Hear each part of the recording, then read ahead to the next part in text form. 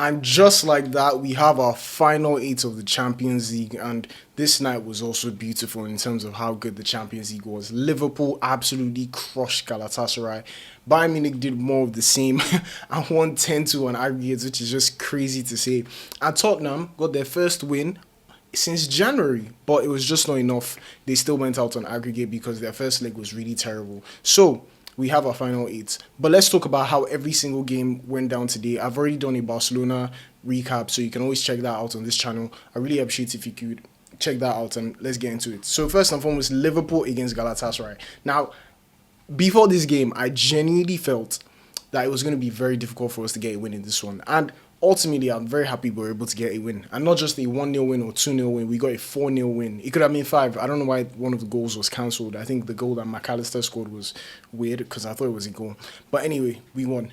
And honestly, Mohamed Salah was so good today. Salah got on the score sheet. Szoboszlai opened the scoring. Gravenberch got a goal as well. Ekitike was good as well. This was the first game in a long time where I saw Liverpool playing the way I want or expect Liverpool to play. The press was good from top to bottom. And the only thing that really stopped the game from flowing was how Galatasaray were always on the floor. Like, all their players were on the floor every second. But Liverpool still found a way to get through. Now, don't get twisted. Arne Slot is not yet free. This is not a get out of jail card yet. I still think that there's a lot he has to prove to me. I want these performances every game. I want to see more of this every game. I don't want to see that you play well today and tomorrow against Brighton you don't play good football. Like, it's kind of annoying to see. And like I said, Liverpool have been so inconsistent. Where's the consistency? But honestly, when you win 4-0, there's not too much to complain about, but I expect better from this team in the sense that this should be how we should be playing regularly. This is what we want to see. This is how the crowd wants to see you play as well. So, good win, honestly. Like I said, Galatasaray, I don't think they came here to play football. I think they just came here to make sure that they did not lose. They were going down for every single thing. Now, unfortunately, they did get some players who got injured. Osimhen couldn't go past the first half. And Noah Lang got a really weird and bizarre injury, which didn't look good. The fact that he had to go off with a stretcher, and I think he was just clearing his shock. It was a finger injury, did not look very nice. So ultimately, wishing them the best and speedy recovery. But in terms of other stuff, the way Galatasaray players were just going down after the first goal, I think they realized, oh yeah, we actually need to score now. And after the second goal, nobody was going down again. So the first half was a bit annoying, but, the Liverpool boys were able to get it through. Now, I have to talk about Salah quickly, because Salah got through and made a milestone today. So despite missing a penalty earlier in the game, which I thought he could have really done better or should have done better, he still proved his worth. He got an assist for Ekitike. It is a technical assist for Gravenberch goal, and he also got a goal for himself, which that was vintage Salah. I thought I was looking at 2018, 2019 Salah, or bro, the curler was beautiful, and the 1-2 movement with Florian Wirtz was so good. Where has this Liverpool been all season? Where has this Salah been all season? This is what we want to see, and it was just a bit unfortunate that he had to go off. I think he was injured. Really hope it's nothing serious, but he had to go off in this game. But Salah, that's more like what we want to see. But another player who did extremely well today was Dominik Szoboszlai. This is our player of the season. This is Liverpool's player of the season. There's no doubt about it. From beginning of the season till now, he's been the one proving himself. And his goal today was just brilliant. Straight off the training ground, a good pass from McAllister, and the left-footed shot. You could just see how the Liverpool players made way for the shot to go in. So it was very clear that he made a really good choice in terms of how he went through. And also, he had a number of saves that the Galatasaray keeper had to make. He had a number of shots that the Galatasaray keeper had to make a lot of saves for. I cannot pretend that I know how to pronounce his name, so I'm not going to pretend to even try. But he was really good in this game, and he saved Galatasaray from conceding up to 10, because Liverpool did have a lot of good chances, but, at the end of the day, the keeper made a good name for himself, a good game, regardless of the fact that he lost 4-0, but ultimately it's a good one for him. But I think at the end of the day, the VAR really messed up, because McAllister scored a clear goal. The goalkeeper, as much as I've just praised him, made a mistake, and there was absolutely no foul there. If that's a foul, then every touch on the goalkeeper is a foul. And I know that the goalkeepers are a protected species in football, but ultimately that's not a foul. That's just not a foul. So I think it's very disappointing to not get that fifth goal, but look at me here, being proud and not being grateful for winning 4-0. When was the last time Liverpool won 4-0? It's been a while, so I'll take my win and we'll move.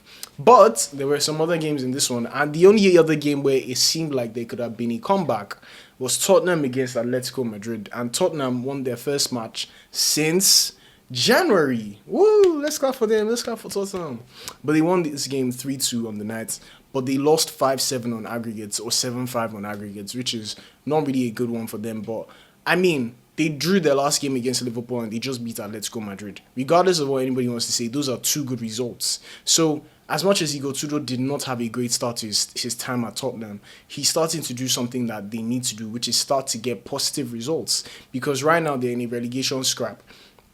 They face fellow relegation threatened team Nottingham Forest this weekend, and with the form they're in, with the results they're getting, you would think, okay, there's some confidence and they may try and get that win. And obviously, like, you also still have to be fair and say that they've had real problems with injuries. So the fact that they're getting these results despite the fact they have some injuries, I think it's a good thing for them. So it's a good result for them. But how did this game go? Xavi Simons scored 2 goals in this one, and I think without the first goal, it was the first goal that Atletico scored. If I think that there was a foul on Xavi Simons. I really think there was a foul on Xavi Simons. And if it was given, then I think Atletico may have actually come back. Like, that is very interesting. No, not Atletico. Tottenham could have actually come back against Atletico, which would have been a crazy, crazy thing to happen. But ultimately, it wasn't given. I think it was a foul, but the ref's decision is final. So, at the end of the day, not Porro, there was a cross for this guy, Colomwani, who put them ahead.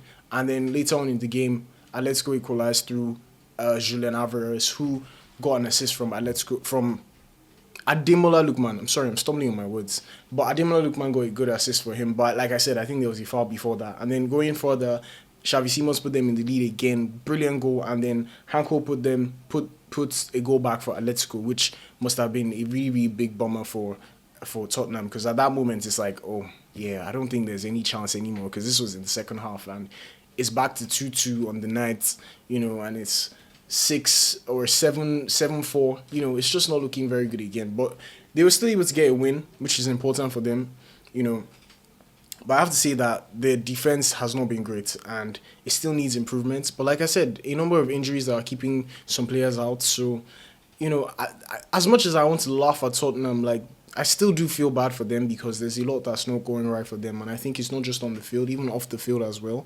But ultimately, like, they should take the positives. I never thought they were going to go through to the quarterfinals. But the fact that they got a win for the first time in almost 2 months, that must be something they should be proud of. So, just take the momentum and go back into the Premier League and save yourselves. Because if Tottenham go down, it's going to be one of the craziest stories ever.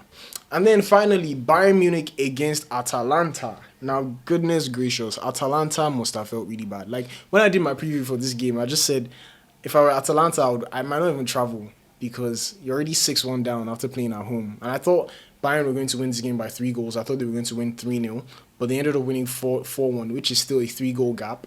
But, I genuinely feel that Bayern are favourites in this tournament. As much as I'm saying that Arsenal have a good road to the final, although they may have to face Barcelona, who are doing really well as well, I think Bayern have been really good. And that game against Real Madrid is going to be very interesting for them because, it's going to be very, very interesting because this is a team that is going to score goals. And Real Madrid, UCL heritage, they're always going to do well in the UCL. So it's going to be a very interesting one to see.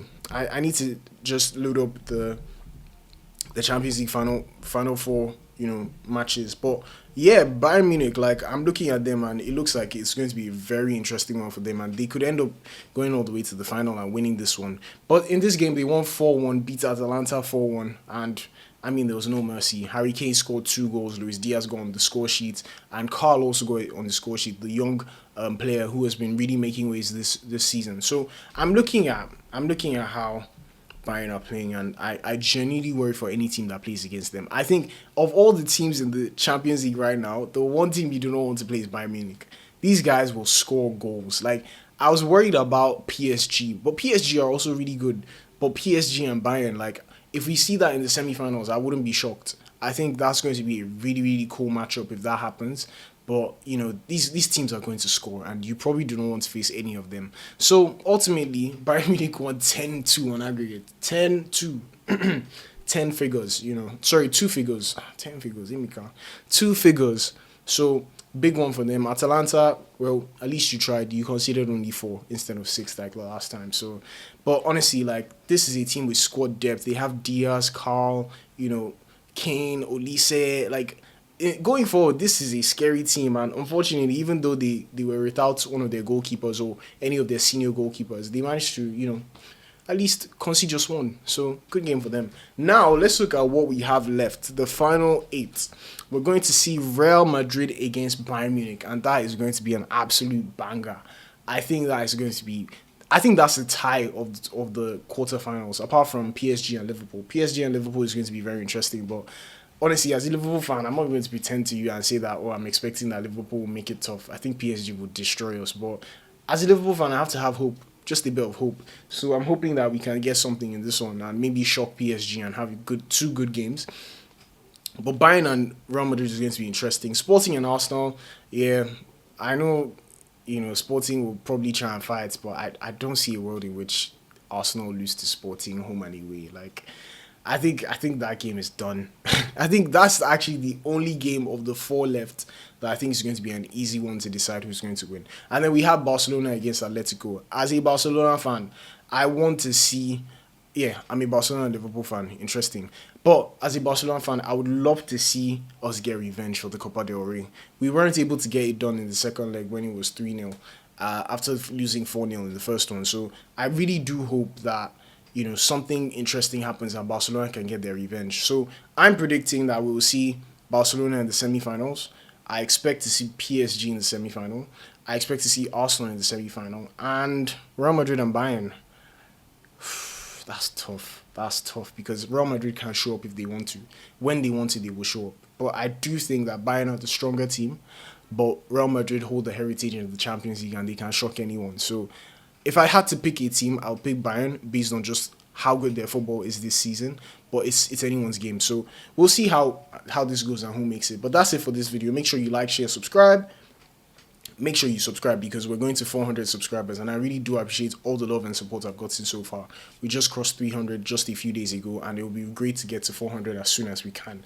So thank you so much for staying to this point. Make sure you like the video, share the video, subscribe. Let me know what you think in the comments. Who do you think is going to go through to the final and who's going to win? Who has been the biggest disappointment in the round of 16? Let me know what you think and I'll see you guys in one of these videos before you go and I'll see you guys there. Cheers.